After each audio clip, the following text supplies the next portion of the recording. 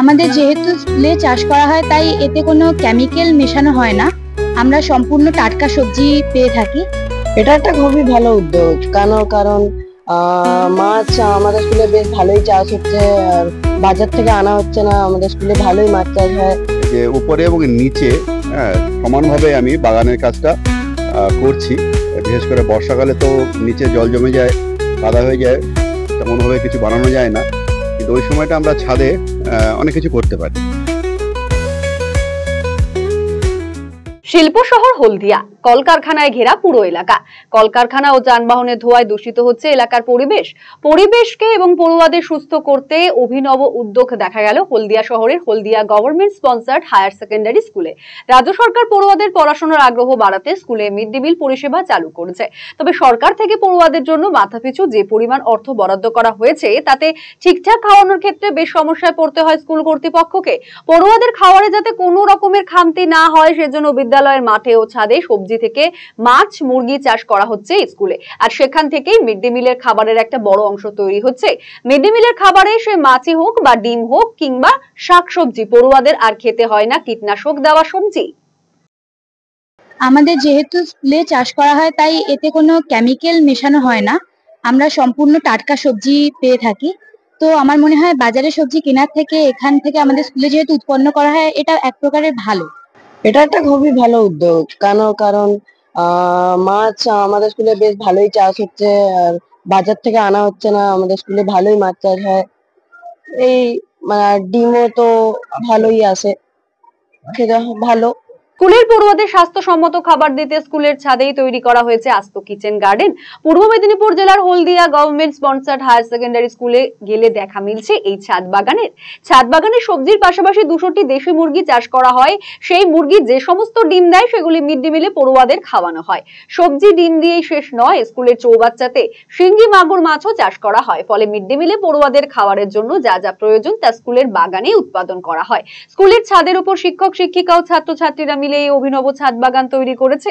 সেই ছাদ বাগানে সময় উপযোগী বেগুন, টমেটো, মটরশুঁটি, মূলো, লঙ্কা, কুমড়ো, কুঁদরি, ফুলকপি, পালং শাক সহ বিভিন্ন ধরনের ফসল ফলানো হচ্ছে।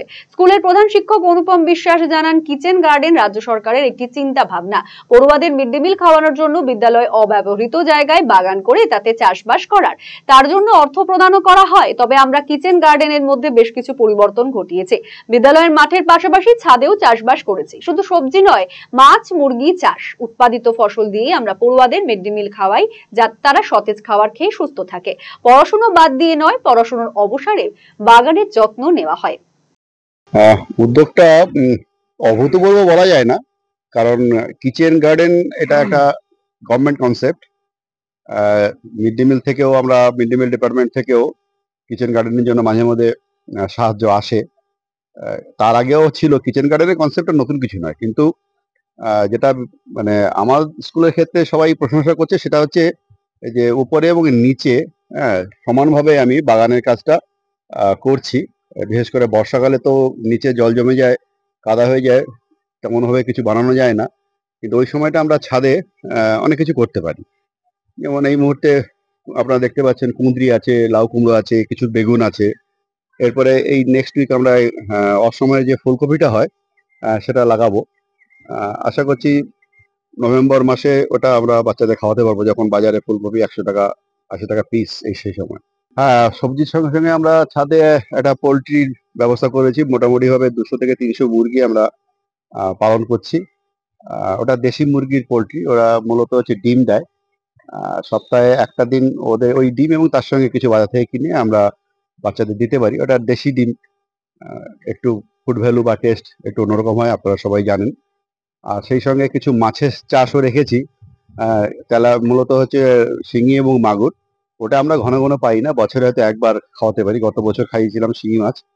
আবারও যখন বড় হবে ওই একবারই, একটা চেম্বারে যতটা মাছ হয়, আমাদের অনেক স্টুডেন্ট তো একবারে খাওয়াতেই চলে যায়। তা চেষ্টা করছি একটু বৈচিত্র্য আনার। বাচ্চাদের তো মিড ডে মিল মুখী করে তুলতে হবে, ওরা খেতে চায় না। ওদের যাতে আর একটু আকর্ষণ বোধ করে সেই চেষ্টা থাকে। তাছাড়া আরো একটা উদ্দেশ্য রয়েছে, যে এখন চাকরি বাকরি যা বাজার, তাতে বিশেষ করে বড় ছেলে মেয়েদের কাছে একটা বিকল্প আয়ের পথ, তার একটা বলতে পারেন হাতে কলমের শিক্ষা। যে ছাদকে ব্যবহার করেও যে একটা বিকল্প আয়ের পথ বের করা যায়, সেটা ওদের কাছে একটা এক্সাম্পল হাতে কলমে আমি তুলে ধরতে চাই। স্কুলের শিক্ষক শিক্ষিকারাও ভীষণভাবে সহযোগিতা করে থাকেন। পড়ুয়াদের স্বাস্থ্যের কথা ভেবেই আমাদের এই উদ্যোগ। পূর্ব মেদিনীপুর থেকে পৃথ্বীশ ব্যানার্জির রিপোর্ট, আরসিটিভি সংবাদ। রায়গঞ্জবাসীদের জন্য সুখবর, যারা দীর্ঘদিন ধরে জয়েন্টের ব্যথা এবং হাড়ের সমস্যায় ভুগছেন তাদের জন্য রায়গঞ্জ দিশারিতে আসছেন আর.এন. টেকর হাসপাতালের জয়েন্ট রিপ্লেসমেন্টে ভারত বিখ্যাত অস্থিরোগ বিশেষজ্ঞ doctor Barun Dutta, MD, DNB. এখন থেকে প্রতি মাসের নির্দিষ্ট দিনে ডাক্তারবাবুকে দেখাতে আজই যোগাযোগ করুন দিশারি হেলথ কেয়ার, উকিলপাড়া, রায়গঞ্জ শাখায়। যোগাযোগ করুন 7477785509, 7477785512 এই নম্বরে। এবার সত্যিই কি পরিবর্তন হবে? না, এবার একটা পরিবর্তনের দরকার। কি পরিবর্তন চাও? কে করবে পরিবর্তন? আসছে পরিবর্তন, কবে কিভাবে জানতে চোখ রাখুন আরসিটিভি সংবাদে।